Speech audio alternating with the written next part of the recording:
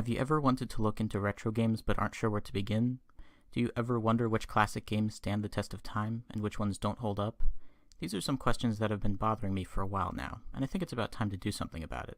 So I'm going through gaming's history one game at a time to try to find the best games of all time. Welcome to the Gaming Archaeologist. So, sorry about the delay. Life has been rather busy lately, but I'm back and here to talk about EVO, Search for Eden, a lesser-known title for the SNES. This is a rather unique game, as it has you guiding an organism through the different evolutionary time periods of life on Earth, from sea to land, and finally to Eden. It's definitely an interesting premise, and it certainly makes the game stand out.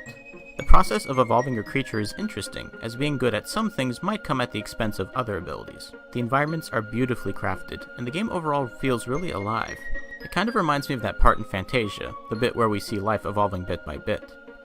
The evolution in this game isn't exactly an accurate portrayal of how it actually happened, but it's supposed to be a game, so that's not really a big deal.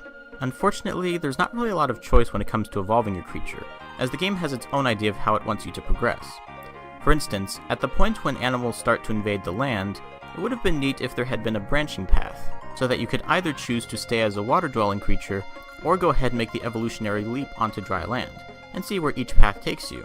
After all, some animals invaded the land, while others remained in the water, and we have both kinds with us today. But the game doesn't give you that option. The game also requires you to be a carnivore, as that's the only way to gain the points necessary to evolve. It would have been interesting if there had been an option for role-playing as a herbivore, where you attack other creatures only in self-defense, and you gain access to new traits designed to enhance your abilities to hide and evade from enemies, rather than aggressively hunting them down. And then there's the actual gameplay. The premise of evolving your creature is engaging enough to carry you through the first part of the game, but as it becomes clear that you don't have a lot of choice in how your creature will change, the flaws of the gameplay stand out more and more. If you stripped away the unique premise and just looked at it as a 2D platformer, which is what the game essentially is, then it becomes apparent that the level design is rather subpar. It's not awful by any means, but it's rather tedious, and after a while it becomes pretty dull. And I feel really bad saying this. It's obvious a lot of time and effort went into this game, and it has a lot of interesting, unique ideas.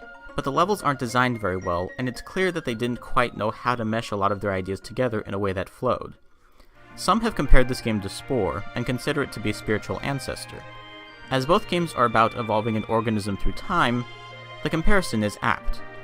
And sadly, both games are also alike in that they both had a genius premise that was undercut by a lackluster execution.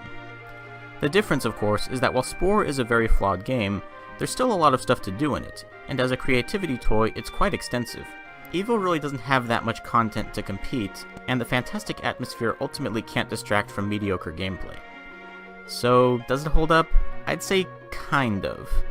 It's flawed, but its flaws aren't really due to the time period it was released in, more just the flaws of a game that had higher ambitions than it was able to realize. While overall I thought it was rather underwhelming, it did have its moments, so I would still recommend checking it out and seeing for yourself. It's got problems, but it's unique enough to warrant more attention. My final score for EVO Search for Eden is a 6 out of 10. So those are my thoughts on EVO. Again, really sorry about the delay, I'll try to keep that from happening again. From this point on, I'll be uploading a new review every Friday, so if you like what I do, feel free to subscribe and stay tuned. And if another delay happens like this again, I'll try to give some warning next time. You can follow me on Twitter if you want as well. The next game I'll be reviewing is Zombies Ate My Neighbors. Thank you for watching, and I will see you in the next one.